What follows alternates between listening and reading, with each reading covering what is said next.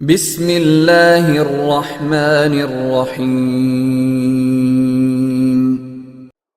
کیا رمضان کا پہلا عشرہ رحمت کا، دوسرا مغفرت اور تیسرا آگ سے خلاصی کا ہوتا ہے؟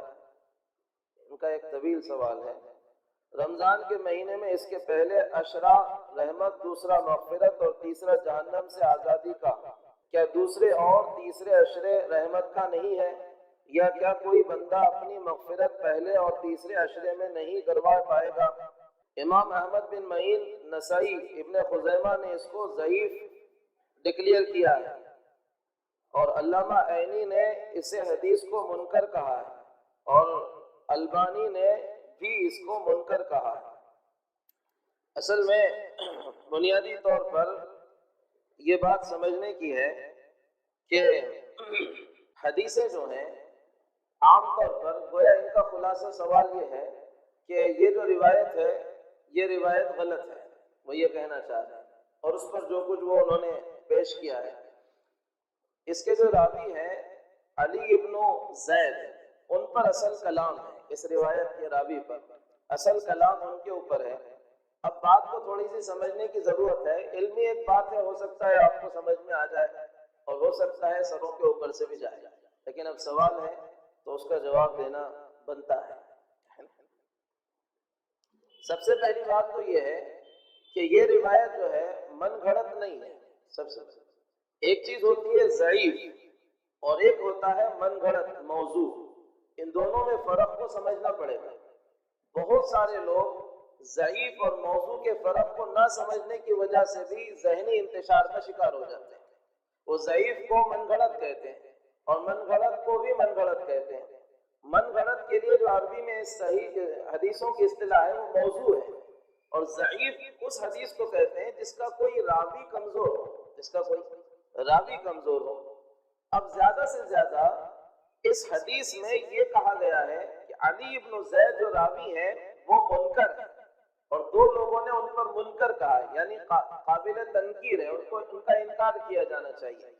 ابن ابی حاتم نے اور علامہ البانی رحمۃ اللہ علیہ نے علی ابن زید ابن جدعان پر ضعف کا تو قول ہے، یہ ضعیف راوی ہے، یہ بات تو کہی گئی ہے، لیکن ان کو کہیں پر بھی یہ نہیں کہا گیا کہ یہ متہم بالکذب ہے، یعنی ان پر جھوٹ کا الزام نہیں لگا۔ یہ اگر جھوٹ کا الزام نہیں لگا ہے تو پھر ایسے راوی کی روایت موضوع نہیں ہوتی ہے، ضعیف ہوتی ہے، موضوع نہیں ہوتی ہے، ضعیف ہوتی ہے، اور ضعیف روایت فضائل کے اعتبار سے معتبر ہوتی ہے۔ دوسری بات یہ ہے کہ علامہ بیہقی اور دارقطنی، امام احمد، ابو زرعہ وغیرہ نے ان کو ضعیف کہا ہے، لیکن ان سب میں سے کسی نے بھی ان کے اوپر جھوٹ کی تہمت نہیں لگائی۔ وہی بات جو میں بنیادی بات کہہ رہا ہوں کہ جھوٹ کی تہمت کسی نے بھی ان کے اوپر نہیں لگائی ہے۔ اس کے علاوہ بعض بڑے مشہور محدثین ہیں جو اس روایت کے ذوق کے باوجود انہوں نے اپنی کتابوں میں حدیث کی اس روایت کو نقل کیا ہے۔ وہ کون کون سے، انہیں بھی سنیں۔ ان میں سے سب سے پہلے علامہ ابن حجر ہیثمی، انہوں نے الزواجر میں اس روایت کو نقل کیا ہے۔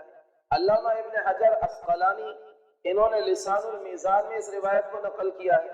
علامہ دمیاطی نے المتجر الرابح میں، ان کی جو ثواب کی کتاب ہے، اعمال کے ثواب کی بڑی پیاری کتاب ہے، اس میں اس روایت کو نقل کیا ہے۔ علامہ ابن خزیمہ نے اس روایت کو نقل کیا ہے۔ امام ابو بکر بغدادی، جن کو ابن ابی الدنیا کہا جاتا ہے، انہوں نے اپنے فضائل شہر رمضان والی کتاب میں بھی اس روایت کو نقل کیا ہے۔ علامہ بیہقی نے شعب الایمان میں اس روایت کو نقل کیا ہے۔ ابو القاسم اصفہانی رحمۃ اللہ علیہ نے ترغیب و ترہیب میں اس کو نقل کیا ہے، اور امام بغوی رحمۃ اللہ علیہ نے اپنی تفسیر معالم التنزیل میں بھی اس روایت کو نقل کیا ہے۔ اب دوسری بات جو انہوں نے کہی ہے کہ علی ابن زید ضعیف ہیں۔ ایک طرف اگر یہ ضعیف ہے تو دوسری طرف ایک طبقہ محدثین کا وہ ہے جو ان کو پکا، یعنی ان کو ثقہ کہتا ہے، یعنی مضبوط راوی کہتا ہے، جن میں حضرت امام ترمذی رحمۃ اللہ علیہ خود ہے، وہ کہتے ہیں یہ صدوق ہے، یعنی سچا راوی ہے۔ اسی طرح یعقوب ابن شیبہ ہیں، وہ کہتے ہیں کہ یہ راوی ثقہ ہے۔ اسی طرح امام حاکم نے مستدرک میں علی ابن زید کو کہا ہے ھذا حدیث صحیح، یعنی ان کی روایتیں صحیح ہوتی ہیں۔ ایسے ہی علامہ ذہبی نے تلخیص مستدرک میں ان کو لکھا ہے کہ یہ صالح الحدیث ہیں۔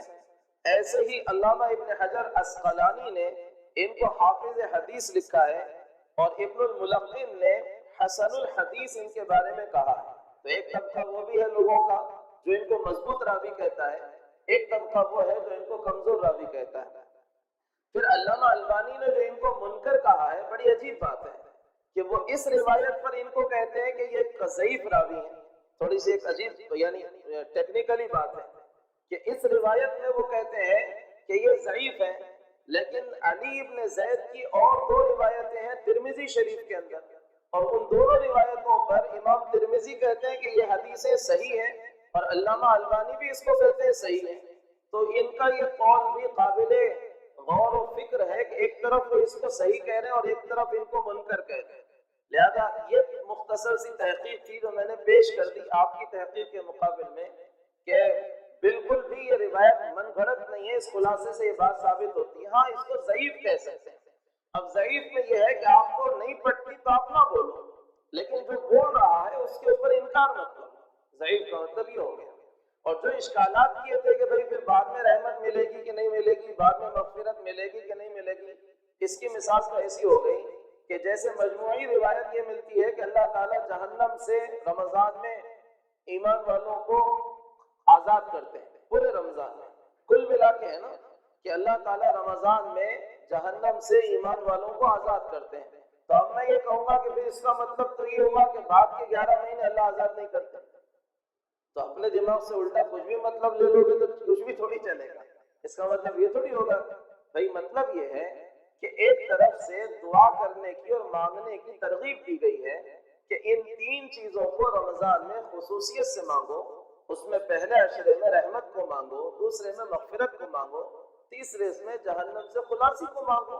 آسان سی بات ہے، رحمت پورا رمضان رہے گی، مغفرت پورا رمضان ملے گی، جہنم سے خلاصی پورا رمضان ہوگی۔ اس کا مطلب یہ تھوڑی ہوا کہ رحمت آگے نہیں ملے گی، یہ کہا حدیث کے اندر۔